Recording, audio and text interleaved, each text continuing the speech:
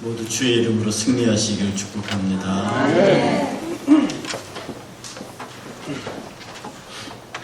저희 집사람이요, 저보고 사람이 왜 그렇게 단순하냐요. 이 난리가 났는데 마스크도 안 끼려고 그러지.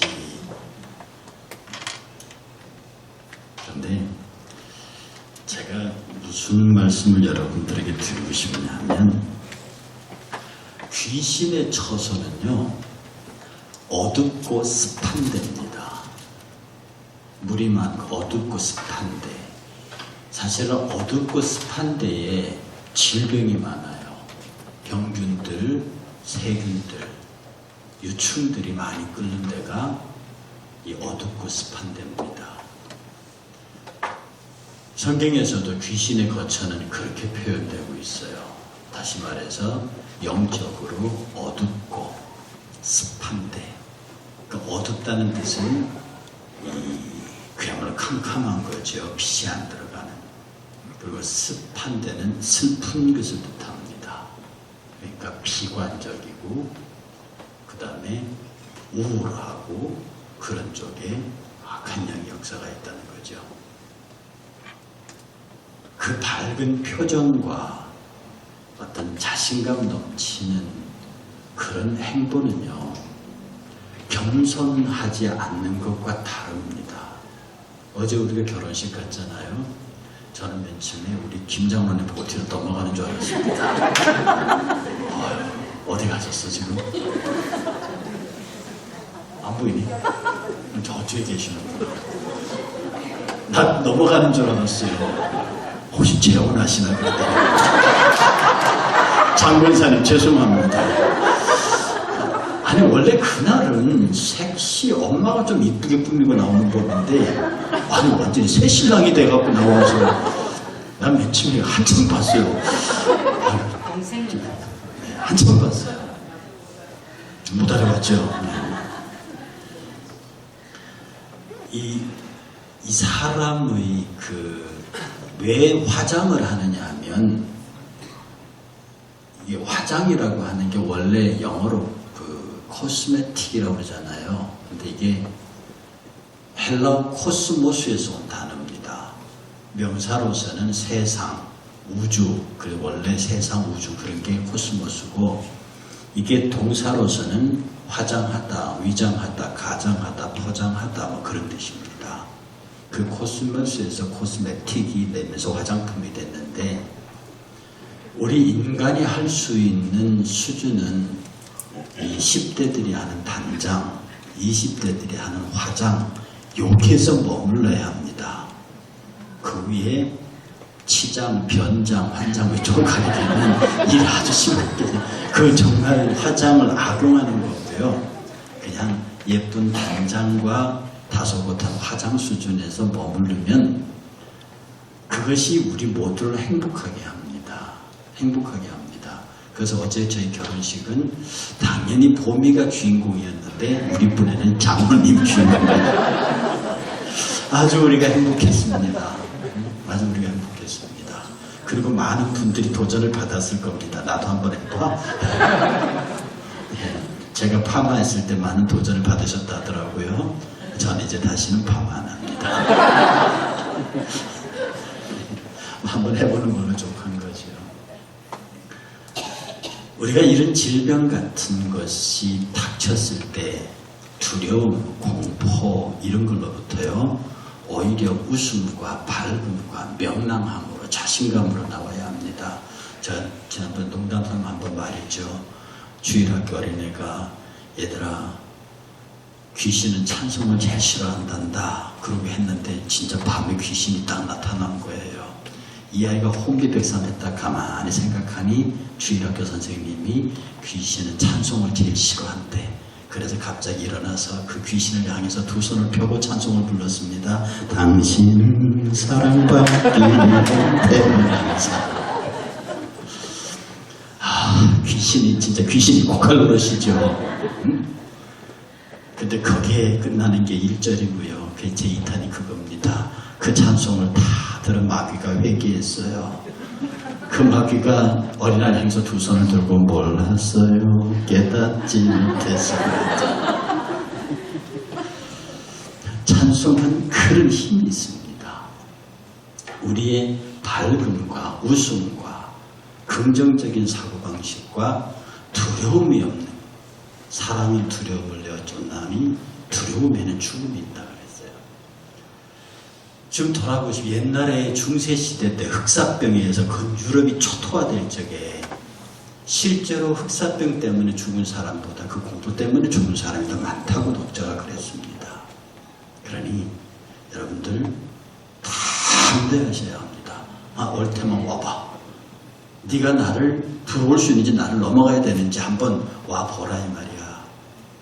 우리가 늘 믿는 것은 죽음의 사자가 각 모든 애굽 지파, 애굽에 있는 모든 사람들의 가정을 덮을 때에 그 문설주에 어린 양의 피가 묻어있는 집은 넘어갔습니다.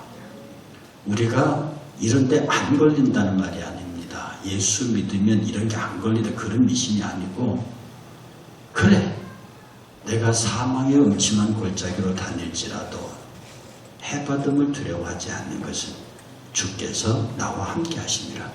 주의 지팡이와 막대기가 나를 안위하시나이다.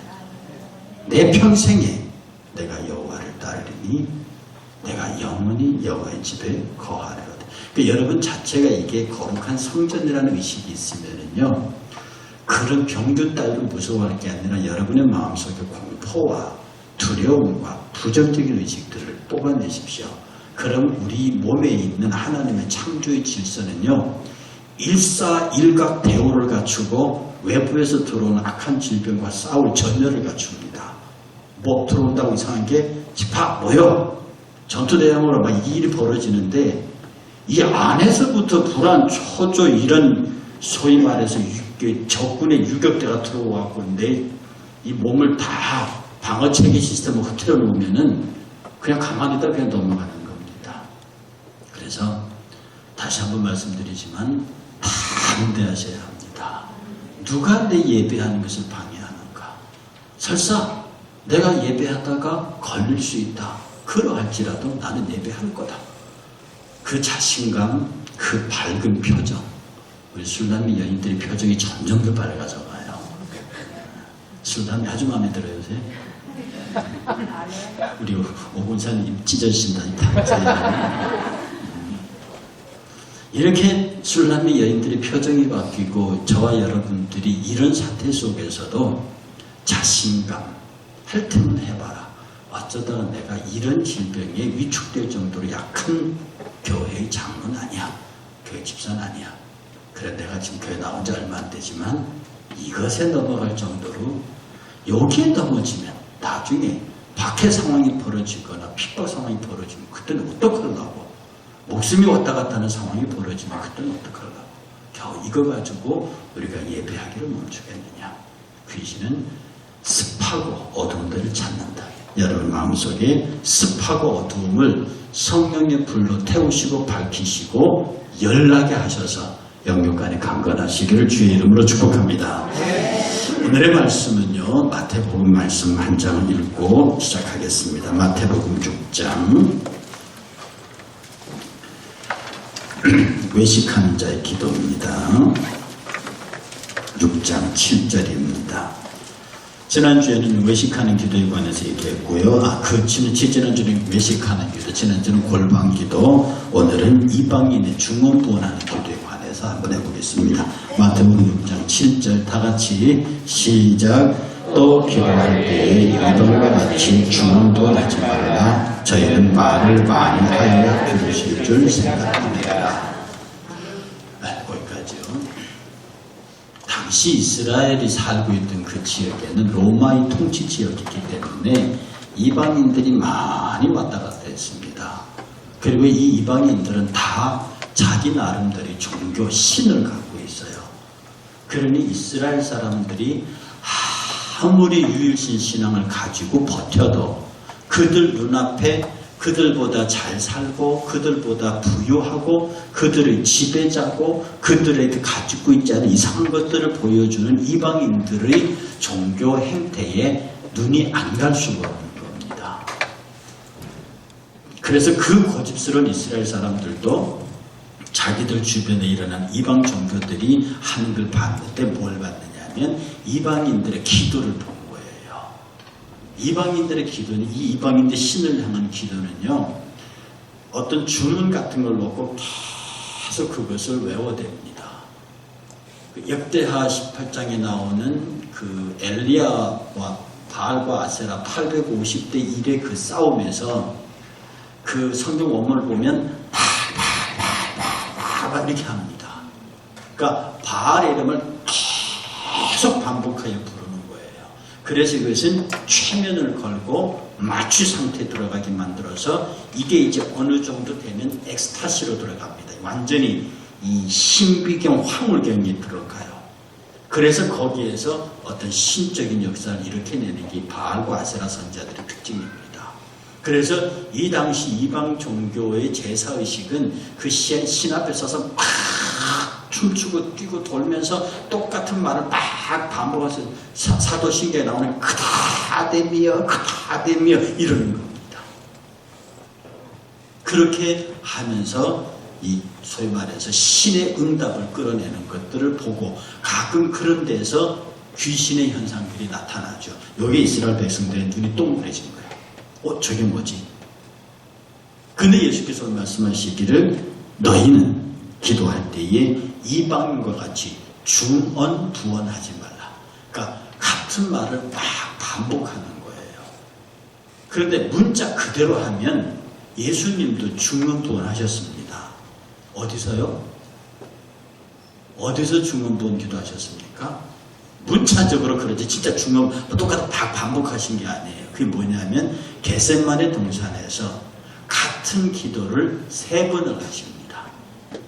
그런데 예수님이 같은 기도로 3번을 한 것은 내용이 없는 게 아니에요. 주문이 아니라고 막 하나님 하나님 그러는 게 아니에요. 그가 하실 수 있거든. 이 잔을 내게서 옮기시옵소서라고 하는 아버지와 아들 간의 간절한 인격적 커뮤니케이션이 있는 기도였어요. 그러니까 이것은 한 번 하고 10번 하고 1000번 하고 상관이 없는 거죠. 내 뜻대로 마옵시고 아버지 뜻대로 하십시오. 하실 수 있거든. 이 잔을 내게서 옮기십시오. 사실은 내일 십자가를 앞둔 주님에게서 그 기도 외에는 뭐가 있겠습니까? 그래서 주님과 하나님 사이에 간절한 인격적 교제가 있는 반복된 기도를 중언부언이라고 하지 않습니다. 그러니 우리가 동일한 기도의 제목을 가지고 끝없이 우리 하나님을 향하여 기도하는 것은 아름다운 일입니다. 그리고 그 기도가 응답될 때까지 쉬지 아니하고 그 기도를 주님 앞에 드리는 것은 하나님의 때를 기다리는, 그 응답의 때를 기다리는 성도의 마땅한 태도인데, 그런데 가끔 우리 그 당시 이스라엘 백성들이 중에서 외식하는 자들이 그 이방인들을 본받아서 거룩한 하나님의 이름을 무작위로 막 아무런 의미 없이 반복하는 그런 잘못을 저지릅니다. 바로 이런 것들은 하나님께서 지극히 싫어하신다는 겁니다. 그래서 현대도 보면 아베 마리아, 이 로마 캐톨릭에 사는 거죠. 이 아베 마리아를 무더리 반독해요. 아베 마리아 뜻이 뭐냐면 다정한 마리아여, 친애하는 마리아 이런 뜻입니다. 그걸 계속 반복하면서 그 앞에서 묵주를 굴리면서 하는 것. 남녀호랑 개교의 주문. 그 다음에 불교의 관세음보살 남야미타불. 이걸 100번 하면 뭐가 되고 1000번 하면 뭐가 되고 이런 거 말입니다. 이런 생각들이 우리 중에도 들어와서 이 뒤에 주님의 기도가 나오는데요. 이 주님의 기도를 가르치실 적에 예수께서 하신 말, 너희는 이렇게 기도하라. 누가복음 11장에 가보면 예수님 요한은 자기들에게 기도를 가르친대요. 제자들에게 우리에게도 기도를 가르쳐 주세요. 그렇게 해서 너희는 이렇게 기도하라라고 시작하셨고, 마태는 그 얘기를 산상순속에 넣어놨습니다. 거기는 하늘에 계신 우리 아버지부터 시작해서 기도의 순서.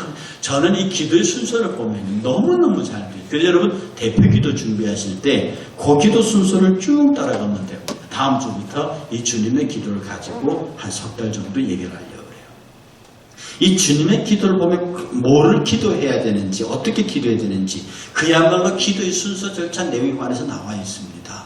이렇게 기도하는 것이지, 뭐 이상한 단어나 그런 것을 계속 반복함으로써 어떤 일을 끌어내겠다고 하는 이 전형적인 불교의 공덕사상입니다. 많이 기도하고 많이 말을 하면 그 공덕이 쌓인다고 하는 것이 공덕사상입니다.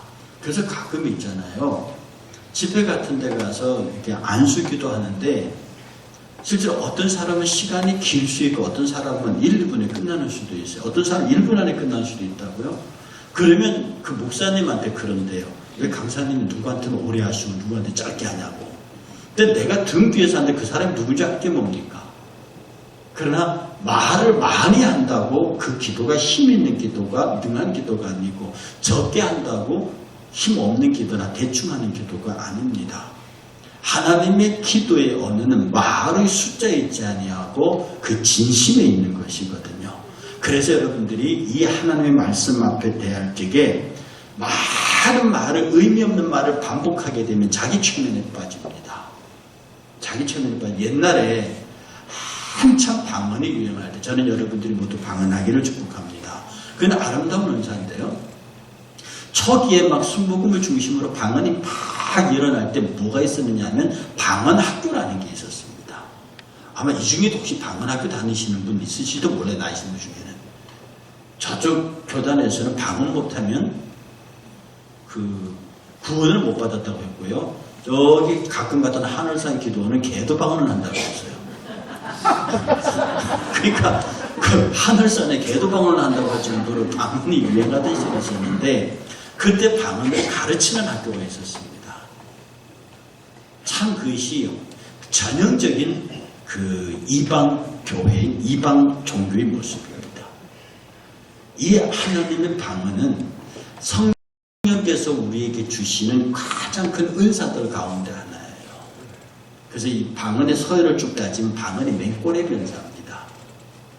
방언의 통역의 예언의 하시고 너희가 예언의 은사를 받으라 뭐 이렇게 하는데 그런데 그 말이 중요한 게 아니고 그 말씀 맨 끝에 와서 고린도서 12장 맨 끝에 와서 뭐라고 말하냐면은 그러나 이것들보다도 더 큰 은사를 사모하라. 그리고 13장에 딱 넘어가서 사랑은 내기 시작하고 그래서 최고의 은사가 선물이거든요. 방언의 은사 선물입니다. 예언의 은사, 치유의 은사 선물입니다. 그 은사의 최고의 선물이 사랑의 은사예요.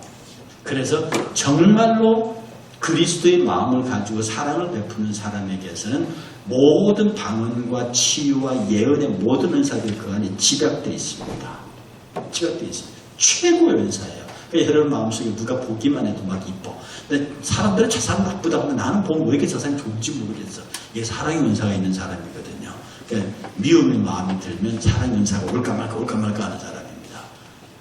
하나님께서 은혜 구했으나 은혜의 주님, 은사 구했으나 은사의 주님, 신유 구했으나 신유의 주님. 그분 자체가 그러니까 여러분들이 예수 그리스도 곧 그의 사랑을 힘입어 딱 서 있으면 이미 여러분 안에는 모든 은사가 작동하는 거예요. 그래서 믿든지 말든지 하도 남편이 자기를 때립니다. 자기를 구박합니다. 근데 이 남편이 일본어를 너무 잘해요. 그러니까 자기하고 막 비밀 얘기할 때는 전화로 일본어로 다 해버리고 그 자기를 막 못 살게 구는데 하나님께 기도했대. 하나님 저 인간 어떻게 좀 해보려고 하는데 저 도와주세요. 그런데 밤중에 자다가 갑자기 이 여자가 벌떡이라더니 일본말로 다다다다 뭐라 하더래요. 남자가 놀래가지고 너 일본어 언제 배웠어? 그때 그 여자만 나 방금 일본어 했어? 네가 어떻게 너 다 알고 있는데 내가 한 일을 네가 일본어 지금 다 말했다는 겁니다. 여러분 이것은 지극히 주관적이고 지극히 개인적인 것이라서 보편화시키거나 안 됩니다만은 제가 하도 영어를 못하고 뭐 외국어를 못하는 사람에게 이렇게 말합니다. 그 기도하는 시간 절반만큼 들여서 외국인 방언 은사 달라고 좀 기도해보지. 하나님 앞에 외국어 은사 좀 달라고 기도해. 여러분 그 외국어 은사입니다. 어떤 사람은 죽어도 안 되는 사람이 있어요. 머리가 나쁜 게 아니야. 하나님 우리 학생들 기도를 하나님 내가 수학 잘할 수 있는 은사 주세요. 이 수셈이 느린 사람은요 엉덩이 무거워갖고 공부 잘하는 거 아니거든요. 그러니 수학을 잘하는 수셈이 빨라야 되고 어를 잘 어학이 언어 머리가 있어야 되는데 하나님 앞에 이런 공부하는 것만큼 언어 머리도 구하고 수학 머리도 구하고 그래야 하는 겁니다. 우리가 하나님 앞에서 기도할 때에 가장 소중한 것은 내가 지금 주님과 1대1로 딱 서서 주께서 내 기도를 들으신다. 이 확신에서 기도를 시작해야 됩니다. 아버지가 얘기하는데 우리 아버지가 내 얘기를 들을까? 그러고 생각을 하면서 아버지에게 대충 얘기합니다. 아버지가 그 얘기 들을까 안 들을까요? 안 들어요. 딱 중심을 잡고 뭐 얘기를 해도 들어줄까 말까 한 판인데 아버지의 태도를 의심하면서 대충 얘기하면 아버지도 대충 듣고 말아요. 진지함을 가지고 내 얘기는 아버지께서 들으신다. 아버지께 들으실 거니까 나는 간절함을 가지고 아버지의 앞에 기도하겠다. 성경으로 찾습니다. 이사야서 65장 24절. 이사야서 65장 24절. 먼저 찾으신 분 한번 크게 읽어보시죠. 이사야서 65장 24절.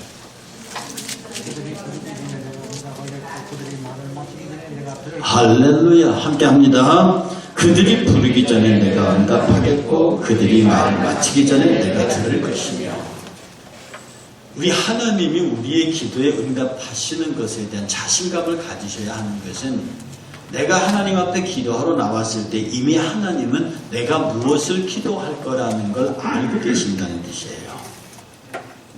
내가 지금 근데 보통 엄마 아버지들이 자녀들이 와서 집안에 이 얘기를 할 것 같으면 대충 이 아이가 무슨 얘기를 할 것이라는 걸 감을 잡습니다. 그런데 우리 하나님은 아예 지금 내가 하나님 앞에 기도하려고 엎드릴 때 너는 무엇을 위해서 기도해야 한다는 것을 우리에게 주실 정도로, 그래서 정말 훌륭한 기도는 내 기도의 제목보다도 그가 내게 주시는 기도의 제목이 더 소중합니다. 그가 그것을 들으시고 기도할 때 기도의 말을 마치기 전에, 기도를 끝내기 전에 이미 그 모든 열 듣는다는 것은 알아들으신다는, 이해하신다는 뜻이에요. 그러니까 여러분이 어설픈 말로 부족한 표현으로 기도해도 그 심중을 꿰뚫는 그분께서 이미 내가 기도를 무엇을 기도하는지를 아시고 그 기도의 의도까지 파악하셔서 당신의 대답을 준비하고 계신다 이 말입니다. 하나 더 찾겠습니다. 히브리서 11장 6절. 히브리서 11장 6절.